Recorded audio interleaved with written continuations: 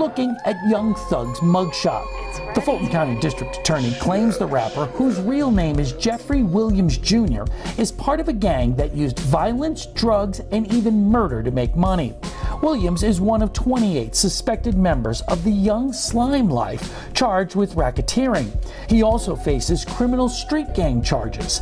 The 88-page, 56-count indictment lists more than 180 acts YSL members allegedly committed going back to January 2013. Williams' name comes up 35 times, including allegedly renting a car that was used in a murder, making terroristic threats while being kicked out of Perimeter Mall, receiving stolen guns, possession with intent to distribute meth, hydrocodone, and marijuana when he was arrested by Brookhaven police, and being part of a traffic stop in which police found numerous weapons, including an AK-47 with a 30-round magazine. The indictment claims Williams used his music, videos, and social media posts to spread YSL's power and territory. According to the indictment, YSL started in 2012 in the Cleveland Avenue area of southeast Atlanta, but has spread since then. YSL is accused of being affiliated with the Bloods gang. The indictment says its members identify themselves by using hand signals, tattoos, and clothing with YSL or slime written on them, and often wear red for Bloods, green for slime. And Young Thug isn't the only local rapper who is facing charges in this indictment. Gunna also is being charged with racketeering. At this point, though, the folks here at the Fulton County Jail have not said if he has been booked in or not. Now, this hearing for Young Thug will take place this morning at 11:30. As you can imagine, Fox 5 will be there, and we'll let you know how it plays out later on in the day. Wow.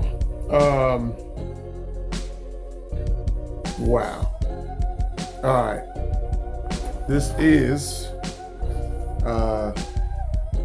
Coach Matty McCaskill, chef, Matty the Chef, when I feel like hopping in the studio and creating music. This, y'all, is always happening in the urban music market. It's not always happening, but when you do see it happening, you only see it happening in the urban music market. There's so many issues wrong with this. First off, when you think that, again, if you're talking about street stuff, the police are immediately looking into you. They're immediately looking into you and saying, okay, well, this person's talking about some street stuff, so they must be doing some street activity. And like, I just, again, with the young Melly dude, I can't remember the dude's name down in Florida. So many different artists, right? African diaspora artists, American artists, they are keeping it real in their raps and snitching on themselves. One thing that this thing talked about was from 2013 to 2022. That's almost 10 years that they were watching this whole group and gang, right? So you gotta keep it real in your raps. So the police are like, yo, they keeping it real, so we're gonna take them up on their word. And they're watching you. I don't understand this. I mean, we're talking about almost every year, even with the brother, I think, YFN Lucci. I can't remember exactly what he went to jail for, but he in jail. Pooh Shiesty's in jail for some gangster stuff, doing some gangster stuff. At what point are you like, look, let me even move like a mobster?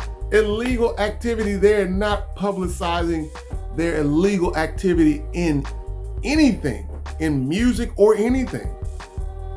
That's the type of stuff that gets you killed because you're gonna bring too much heat on the illegal activities. I don't understand this. I don't understand how it's good for business. I don't understand, again, all the people who are profiting from this stuff, the record labels. young black men, they're profiting from your foolishness. And guess what? They're gonna be perfectly fine while you're doing time in jail, right? For 5 to 20. And who knows what's gonna happen in jail.